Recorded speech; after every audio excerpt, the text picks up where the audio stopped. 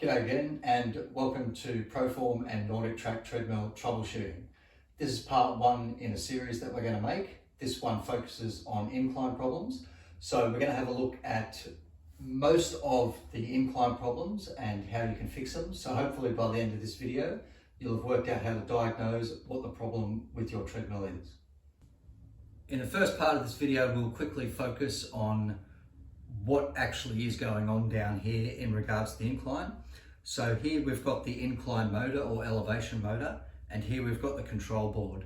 So basically what happens is when you press incline up or down up there, it sends a signal down to here, and this in turn sends power to this incline motor to go up or down. It's very simple. It only has two functions, up or down.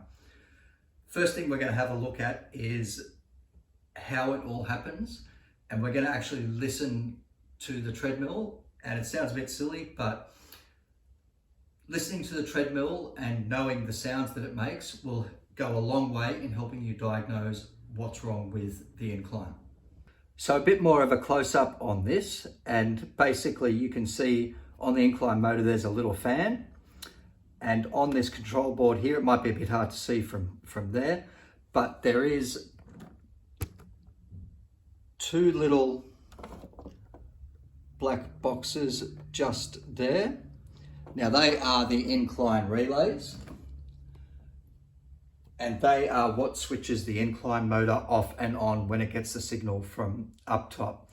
So we're going to turn this on in a second, and what you're going to hear is you're going to hear a click from the relay. It's very quick, it's just a click, and then you're going to hear straight after that the sound of this fan engaging and the motor engaging. So we'll do that now.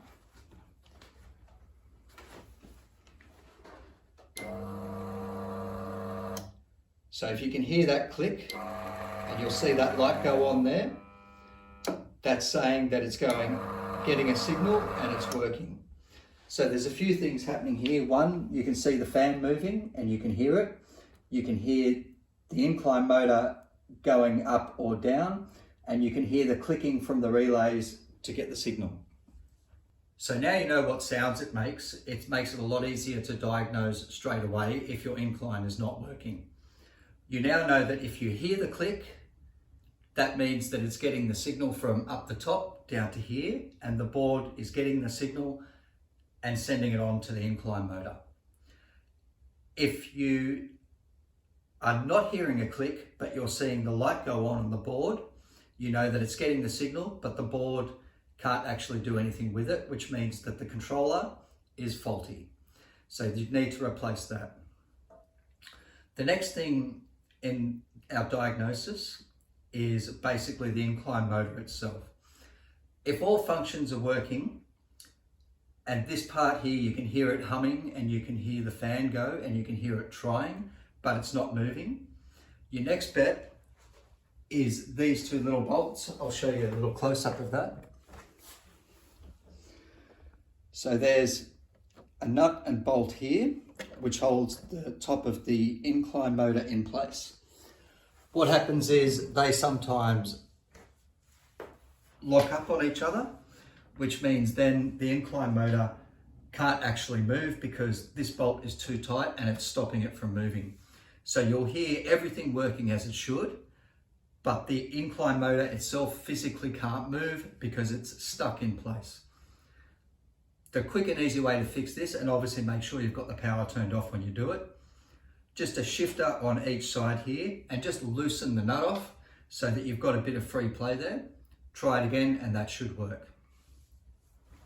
Our next thing is, if we hear everything working, but the incline feels like it's not right, say you put it at 10 and it only feels like it's at 5, that's a completely different issue. That's a calibration issue most of the time. There's 3 or 4 different ways to calibrate them. On this particular treadmill, I'll show you that now, and then I'll show you a couple of others as well. But apart from that, that should be 90% of your incline problems that should be fixed just with these diagnoses. So if you do find that you need to calibrate the incline, it's a very, very, very simple process. On this machine here, there's a little button just here, and it's just your normal settings type button.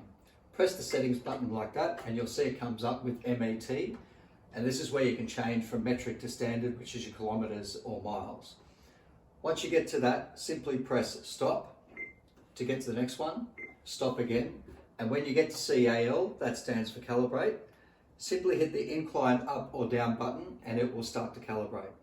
Now the calibration basically will take, the machine will start to go all the way up and then it will go all the way back down again. You may need to do it 2 or 3 times, but it will work 9 times out of 10. If you don't have this settings button, it's very, very simple to get into this menu. All you do is you remove the safety key, press the stop button and the speed down button at the same time, and you put the safety key back in, and you'll see it comes back up to the same menu. So once again, press stop till you get to calibrate, and then press either incline up or incline down. If you have a newer machine with one of the iFit screens on it, simply go to the corner and the settings logo, hit the logo, go through a couple of bits and you'll get to a maintenance section, press maintenance and then go to calibrate incline and it'll ask if you want to start, press yes and it'll do the same thing. This should fix most of your incline problems. If there's anything that you've come across incline wise that we haven't covered today, please drop a comment in the comments section and we will either try and answer or we might even just make another video on anything we've messed out on. Hopefully this helps. Let me know how you go. See ya.